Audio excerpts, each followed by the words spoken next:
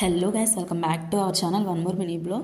Today our topic is సర్వనామం. అసలు సర్వనామం అంటే ఏంటి, ఇవి ఎన్ని ఉంటాయి, వీటిని మనం స్పోకెన్లో వాడేటప్పుడు మాట్లాడేటప్పుడు ఎలా యూజ్ చేస్తాం చూద్దాం. సర్వనామం అంటే ప్రొనౌన్స్.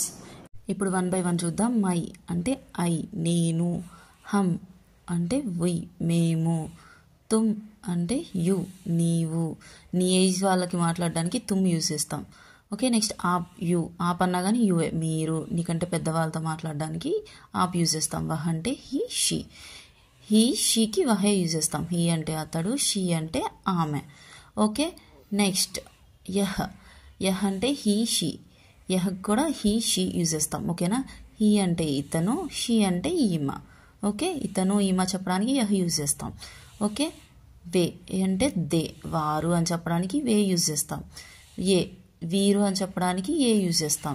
ఏ అన్నా కానీ దేనే. ఓకే, నెక్స్ట్ తూ యు, నీకంటే చిన్నవాళ్ళని చెప్పడానికి నువ్వు అని చెప్పడానికి తూ యూజ్ చేస్తాం. రాజా రాణి అనేది ఇవి సంజ్ఞలు, సర్వనామం కాదు. అసలు ఎందుకు యూజ్ చేయాలి సర్వనామాలు? ఎగ్జాంపుల్ చూడండి, రాజు వచ్చాడు, రాజు తిన్నాడు, రాజు వెళ్తున్నాడు, రాజు పడుకున్నాడు.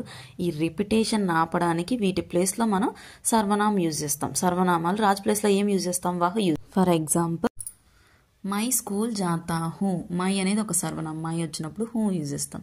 హమ్ స్కూల్ జాతే హైమ్, హమ్ అనేది ఒక సర్వనామం, హమ్ వచ్చినప్పుడు హైమ్ యూజ్ చేస్తాం. తుమ్ స్కూల్ జాతే హో, తుమ్ అనేది ఒక సర్వనామం, తుమ్ వచ్చినప్పుడు హో యూజ్ చేస్తాం. ఈ వీడియో మీకు నచ్చినట్టయితే లైక్ చేయండి, షేర్ చేయండి, సబ్స్క్రైబ్ చేయండి. Thank you for watching my video guys.